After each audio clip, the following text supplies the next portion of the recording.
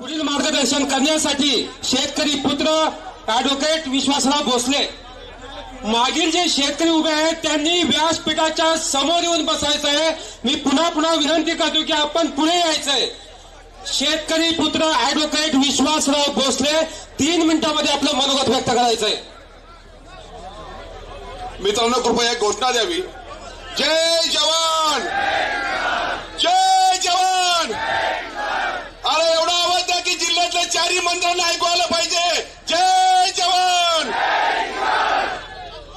मित्रांनो, जे की रंजले गांजले त्याची म्हणे जो आपुले, तोची साधू ओळखावा देव तेथेची जाणावा.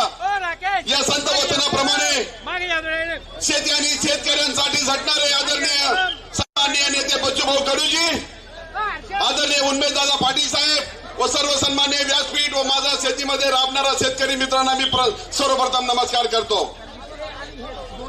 भाऊ 1914 मध्ये सन्माननीय मोदी साहेब धुळ्याला आले होते. कापूस उत्पादक शेतकऱ्यांना बोलावलं.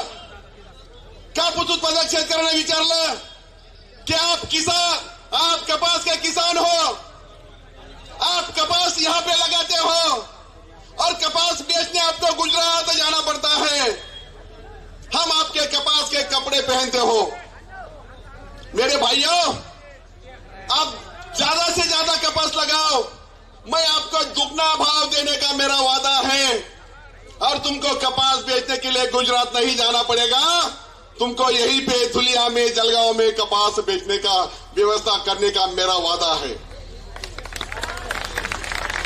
सन्माननीय पंतप्रधान महोदय, आज आपला वाढदिवस आहे. पंतप्रधान साहेब, आपल्याला सांगायची गरज नाही. माझ्या या मायबाप जनतेला विचारा. 1995 मध्ये 400 रुपये क्विंटल कापूस होता आणि 400 रुपये ग्रॅम सोनं होतं. आज सोन्याचा भाव काय? आज 11,500 ग्रॅम सोन्याचा भाव आहे. अरे तुम्ही आम्हाला 12,000 क्विंटल कापसाला भाव दिला पाहिजे. बोले तैसा चाले त्याची वंदावे पावले. आपला वाढदिवस आज 12,000 क्विंटलचा भाव तुम्ही आम्हाला द्यावा.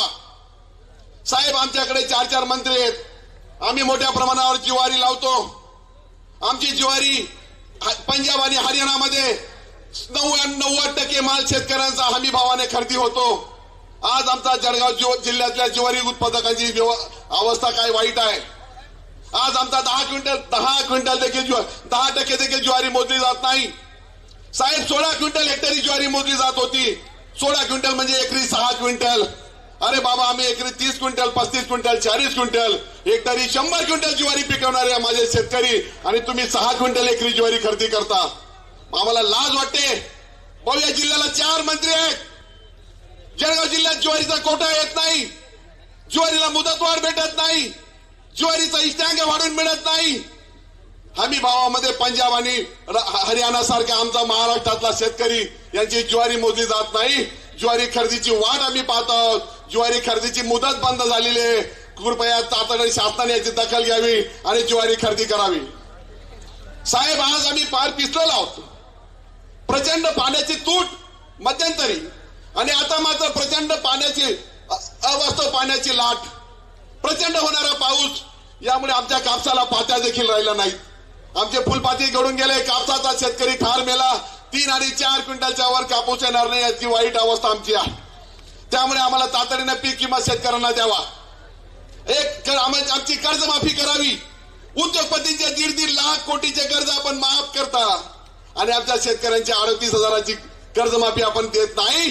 अरे, कर्जमाफी देत नाही तर तुम्हाला या सरकारवर अधिकार चालवण्याचा अधिकार नाही.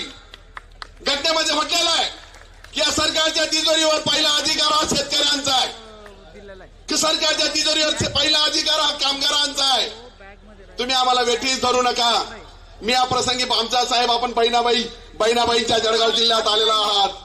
मी आपला फार काही वेळ घेत नाही. सन्माननीय वक्ते बरेच बोलणार आहेत, त्यांना आपल्याला ऐकायचं आहे. त्यांचं आणि तुमच्यातलं अंतर मी जास्त घेणार नाही. पण बहिणाबाईंनी सांगितलं होतं, मित्रांनो, की उन्हा तानात राबतो, साऱ्या जगाले पोसतो. बापा, तुझ्याहून देव काही वेगळा नसतो. तो बापा, तुझ्याहून देव काही वेगळा नसतो. थँक्यू. जय हिंद, जय महाराष्ट्र, जय जवान, जय किसान.